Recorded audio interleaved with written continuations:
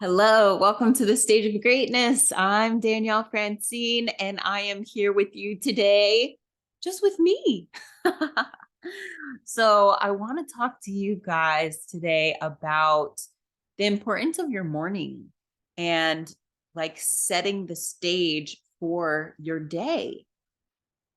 Now, it wasn't until maybe, like 2013 maybe that I started to have a morning practice. And the reason why I started to have a morning practice was I was associated with this company at this time. At that time, it was Isogenics, and they had a personal development growth course that we had the option to take. So that was really like my first step into personal development. And so during this course, this man spoke about the importance of your morning and, grounding yourself when you get out of bed, setting the tone for your day and how to do that. So in today's show, I want to take you through like the different stages that I've had of my morning practice and how it has transformed over the years, what I've done to what I do now, and really like the results that I've seen from doing that, and also the times that I have not done that. Now, before I had a morning practice, basically, I would get out of bed, pee, make my coffee, and sit on the couch. Don't talk to me before I have my coffee. Don't look at me. Don't make noise drinking your coffee. Like, let me wake up. I was not a morning person at all whatsoever. And so at that time, I was married, and my husband said to me the one day, you gotta knock this shit off. Like, you are not okay in the morning. I did nothing to you. Why are you being mean to me? I was like, oh, I kind of am. And I've heard so many people say that, like, just don't fuck with me in the morning. Don't talk to me till after I have my coffee. Don't. And really, that's a choice that we make. So if you are like that, you can make the choice to grow out of that, to step out of that. A lot of times when we start our day like that, it can carry through the rest of our day. That attitude, that mindset, that grouchiness, the irritability, right? And really, when you live your day in that space, it's just not enjoyable. So the start of the morning practice for me was gratitude journaling. And this is something very common that I hear with so many people. It's probably the number one most common thing, right? You start to write down all of the things that you're grateful for. Some people say 3 things, some people say 10 things. I would write a page or sometimes 2 pages. And it gets you in the attitude of gratitude, right? And with everything that I know now in manifestation, the law of attraction, gratitude is the ultimate state of receivership. So when you live your day in gratitude and you have that feeling of gratefulness for all of the things that you have, all of the experiences that you have, you allow more of that to come in. And what that means is you allow more things to be grateful for to come into your life. Okay. So if you've not ever had a morning practice, start there. Start with some gratitude journaling and just kind of notice throughout the day things that you're grateful for. Another thing that came after that was affirmations. Now, typically when we wake up in the morning, we open our eyes and it's automatic program that's running. And some of us have automatic programming that is, oh, I have to do all of these things today. Or it's the problems, the challenges that we're facing. Or it's just this, another day. Like I have nothing to look forward to. I have to work. We're kind of at this low vibration. So when you awake in the morning, when you're in that still kind of like dreamy, groggy state, first opening your eyes, and you don't really have thoughts going on yet, we are in a theta state. Now, a theta state is the state that you live in from the time that you're born until you're about 7 or 8. And during that time, we are sponges. Everything that is said around us, all of the events that happen around us, we take all of that in. So really, the people that we live with, our families, our parents, our teachers in school, our friends, all of the things that are said, all of the things that we see, we take those things in as our beliefs, as our truths. Okay. So theta state, think of theta state as sponge, open sponge, soaking up anything that is around. Now, this is powerful because in the morning when you are in that theta state, you can reprogram your mind, your subconscious mind. So you can start your day with choosing to program your mind with how you want to be, things that you want to have in your life, right? You can basically start to create the person that you want to become. So when I started doing this, some of my affirmations were, I have a lean, strong, sexy body.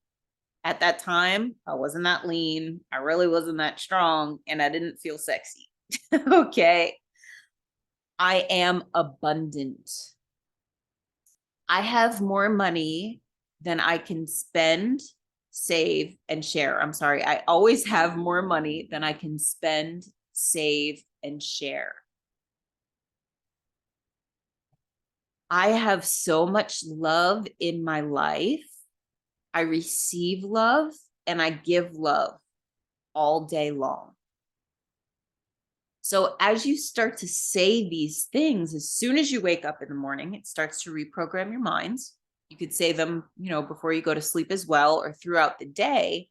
But what happens is as you start to say these affirmations, at first it kind of feels like fraudy, like, oh, this is not true. Your brain is like, no. And so that means that it's not your truth yet. But as you continue to practice this and say those things, your mind starts to look for evidence of that throughout your day. And as it finds evidence of it, then now it becomes your truth. And you're like, okay, wait, this is really happening. And you say it and you say it and you believe it and you believe it and you're becoming, and you are that. Okay. So affirmations can be super, super powerful. All of my girls, when they start my programs, I have them create a set of affirmations to use in the morning and at night and throughout the day. And all of my girls become their affirmations. So don't doubt the power of this until you try it. And really, you want to give this time. It's not something you're going to say 3 days and you're going to be like, oh my God, I have a lean, strong, sexy body, right? And you've been doing it for 3 days. It needs to be consistent, just with anything in life, right? Consistency is key. So another thing is meditation. So this is something that only in the past few years I've started doing, was meditations. And for me, by far, it has been the most powerful practice. You can do guided meditations. I recommend guided meditations if you've never meditated before. Some of my favorites are Joe Dispenza. He has amazing meditations. He has super short ones, he has long ones, and a lot of them encompass visualizations, feeling certain emotions. Um, so they are really juicy to get you really like juiced up to start your day, and you carry those super high positive emotions with you throughout your day. And for me, I feel like $1,000,000 when I do those meditations. They are great. Another practice that I was in for a hot minute is probably like, so September, October, November, December, January. So 5 months, every single morning when I woke up, I did breath work. So I did a breath work certification. And anything I do, I commit to, I give it a certain amount of time so that I can see what type of results I get from it. And so doing the breath work, you can YouTube breath work, and you'll find a ton of free videos. Again, some super short, some long. I started actually with Wim Hof when I lived in Fort Lauderdale about 3 years ago. And I would do the breath work after I finished my workout. I would just lay on the gym floor, and it was about like 10 to 15 minutes. And just the feeling, the energy in my body was amazing. So that was my introduction. Now, when I did the certification for breath work, this was a totally different type of breathing. And with that, it clears your mind, it grounds you, it basically connects you to source, right? It's kind of like you're plugging into the power source for your day. It energizes you. You can manifest through these things, you can set your intentions. It's simply amazing. So breath work is an amazing practice, and again, start slow, start 5 minutes and increase from there. Again, YouTube it. If you want suggestions on specific ones, find me on the socials, shoot me a message, send me an email. I'd be more than happy to support you in this. um another practice that I love is music. How many times do you have a certain song come on, like you're in the car and you're like, oh my God, I love this song, and you just feel amazing, you feel like you're on top of the world, right? Put that shit on in the morning, start your gratitude list, right? Get the feelings going, put your music on, and elevate your emotions. It's such a to start your day in that way, set your tone for the rest of the day. So if you start your day flying high, chances are for the day you're going to stay pretty high, right? Yeah, you're going to have some dips here and there, but think about that versus you start your day low, right? And then you have your dips. Now you're really low and it's hard to get back up. It's hard to get out of that, right? So really think about what you want out of your day, how you want to feel. Another one of my favorites that I did for months and months and months. And so just to clarify, I still incorporate many of these things.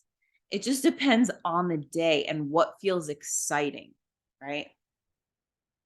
So a thing that I do frequently, actually, I've been doing it every day for the past probably month and a half, is writing down my intentions for the day. And basically what I write is, today, my intentions are, and I write the date. My absolute favorite intention is, and I write it basically every day, to experience a day of heaven on earth. And then I continue on. To create a deep connection today with somebody that I don't know. To have a mind-blowing podcast on the stage of greatness. To welcome in 3 of my newest clients today, right? So I'm writing down what I'm intending to create within my day. And it almost always comes to fruition. Some of them don't happen that day, but they do eventually happen. We're so powerful. Our minds are so powerful, and what we can create just with our thoughts and just with our emotions, and especially when you write it down. So when you have all of those, right, and you believe it and you're creating, it's magic, right? You are attracting those things into your life. So, another thing that I really like to do also is reading. So, some type of personal development, personal growth, a spiritual book, a law of attraction book, a book about business, whatever it is that I'm like in at that time, I love to learn about it, right? I want to feed my brain. And doing that first thing in the morning is great because, you're fresh, you have no other things going on in that moment. So taking that time and reading is really powerful versus, at the end of the night, sometimes when I try and read at the end of the day, I still have so many thoughts swirling around in my head from the day. And what do I have to do tomorrow? So doing that in the morning is a great practice and you get it in. So really what I want to encourage you to do is think about you, where you are now, and how your day typically goes. Do you experience different moods based on your circumstances? What's happening around you? What's happening at work? How people are talking to you? How traffic is? How your pets are? How your partner is? Right? Are you subject to change based on all of the outside circumstances? And if you are, do you want to change that? And what do you want to experience? Another really cool tool that I have in my tool bag is creating a day of the emotions that I want to experience. So if you in the morning write in your journal, write a circle, right? You make a pie chart. And so your 3 top emotions that you experience, let's say day to day, what are they? So typically for many people, there's worry, there's frustration, and some people would say happy. Some people, not all people. So out of those 3 emotions, which ones do you not want to feel? I'm going to guess the worry and the frustration. So take those out of your pie chart and fill them in with what you want to experience. So maybe you put in there satisfaction, love, gratitude. So with those emotions, once you have them in your pie chart, so satisfaction, what are all the things right now that you feel satisfaction from? So for me, it would be starting from, my morning, my cup of coffee.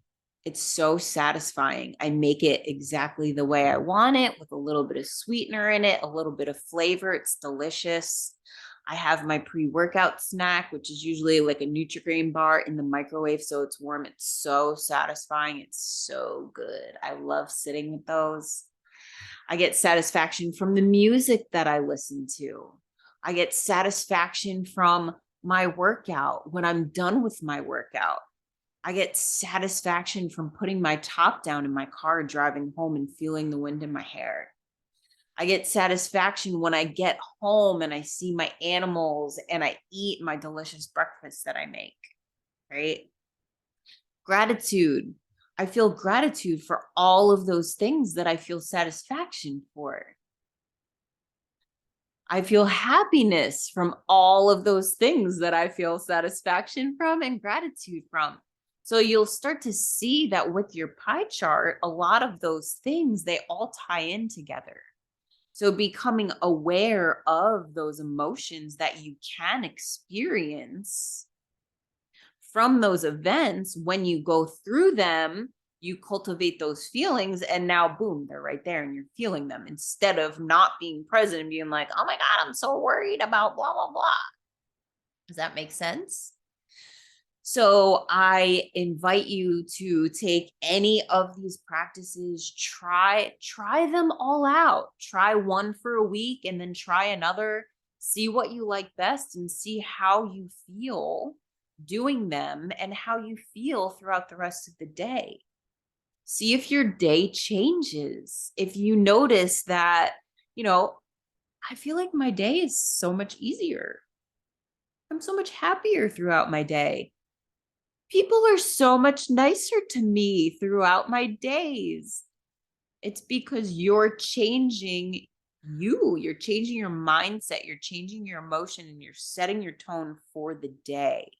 You're writing down what you intend to experience, what you intend to create, what you want to create, what you want to feel, how you want to be seen.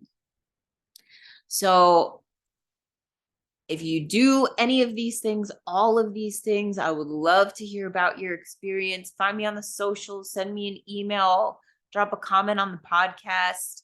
And I hope that you take some of these under your wing. And I hope that you love, love, love, fall in love with some of them and keep them for your own and keep manipulating the morning practice, right? Mine has changed so much throughout the years. And I really feel that it's important that when you do these things, if it starts to feel like a chore, you change it. It's something that you want to look forward to. So in the morning, when I get up, I'm excited to do these things. I look forward to it because I know it elevates my vibration, it elevates my mood, it elevates me, and it puts me high so I can fly high throughout my day. When I've let go of my morning practice, like if I wake up late, which is hardly ever anymore because I don't use an alarm to get up, but if I forego my practice, I'm like scatterbrained throughout the day. My mood is susceptible, which is not normal. And I just find that I have so many more challenges throughout my day, just mentally. Even, like, pulling Tupperware out of the cabinet. If some Tupperware flies out, I'm like, oh shit. Right? Where normally, no, I'm not like that anymore. So try it on, see how it feels. And until next time, this is the Stage of Greatness. I hope you have an amazing day.